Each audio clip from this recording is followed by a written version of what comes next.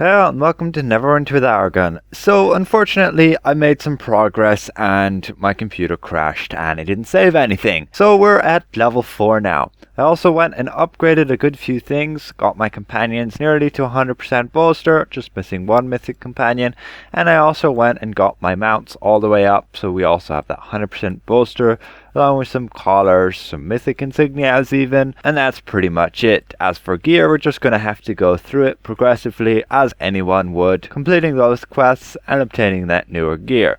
The level 20 gear is currently locked to us. So I went and completed the initial quest where we went into the training room, did our certain abilities, and then it brought us to Neverdeath graveyard.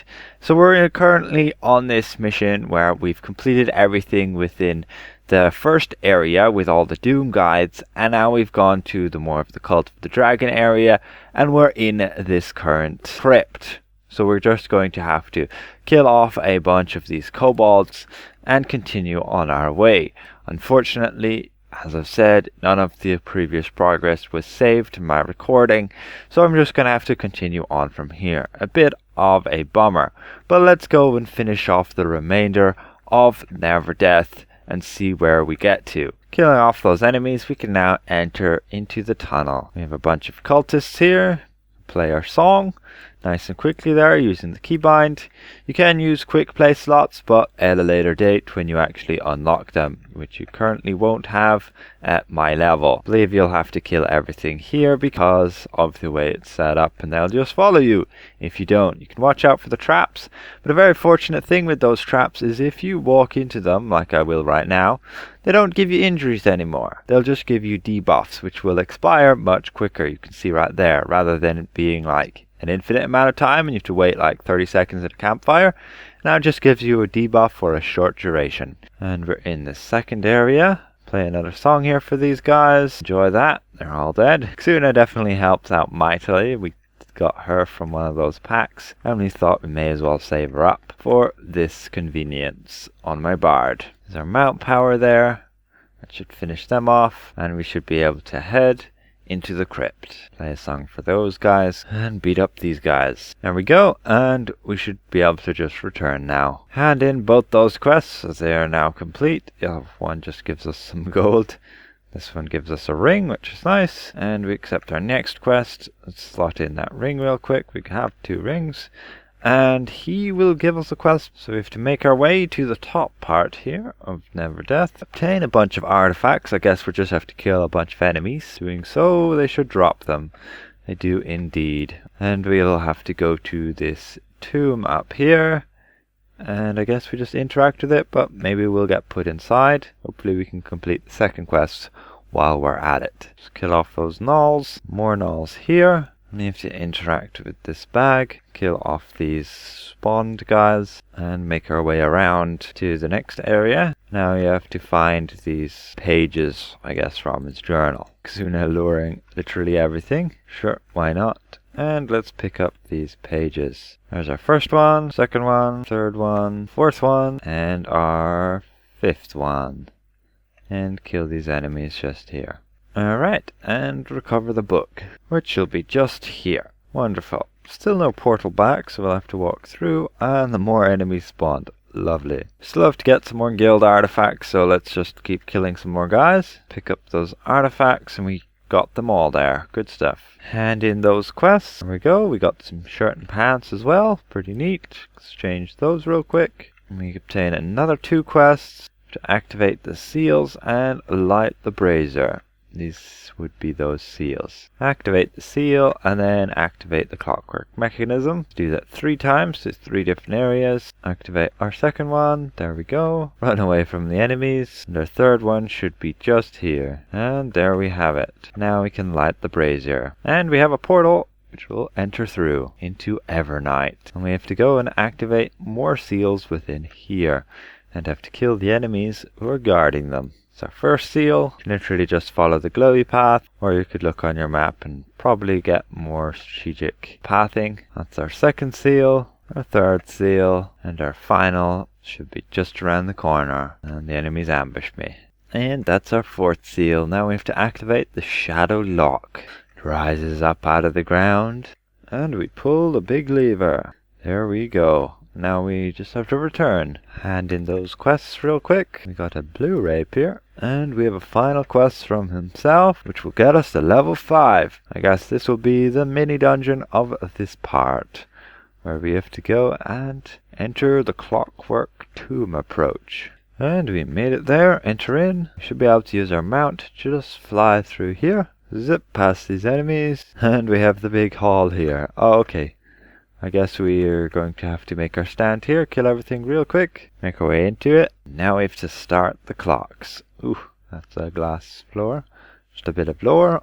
Pull this lever. That's the first clock. It's our second clock. And we should make our way to the third clock.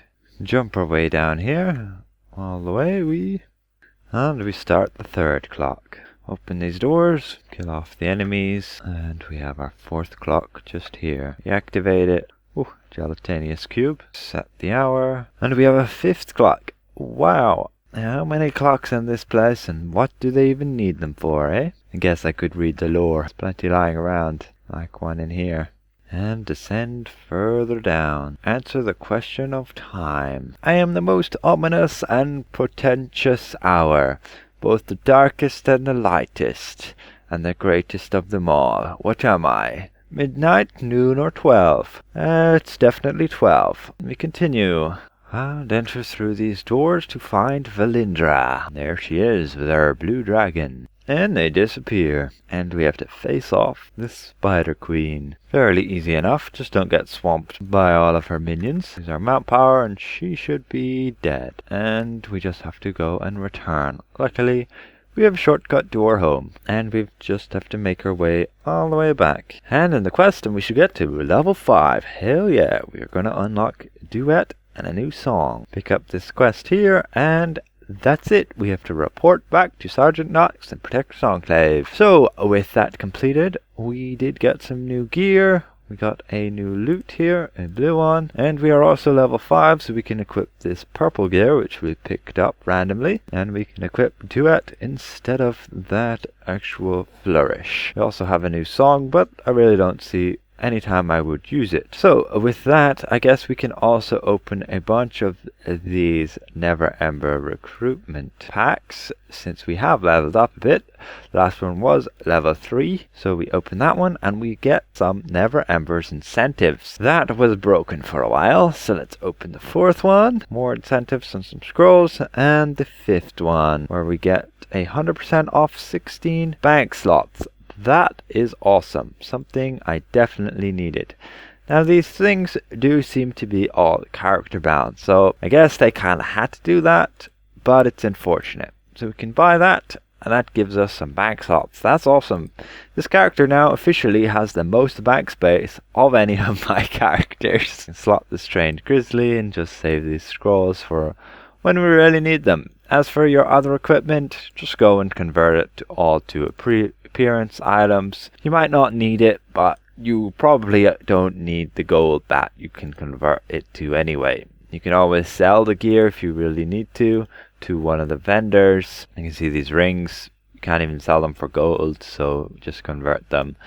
And these other items, I'm just going to go and either double click that to equip it and convert these to appearance items. And that's going to complete this video as we gone and completed our Neverdeath graveyard. However, of course, we do have to head back to Sergeant Knox to make sure that is fully concluded. Into our Adventurers Guild, speak back to Sergeant Knox, and that completes that. The next one will be 5 keys to success, and we'll get some decent companion gear. I guess we may as well get it, but there's not really much point since we already have the maxed out companion gear.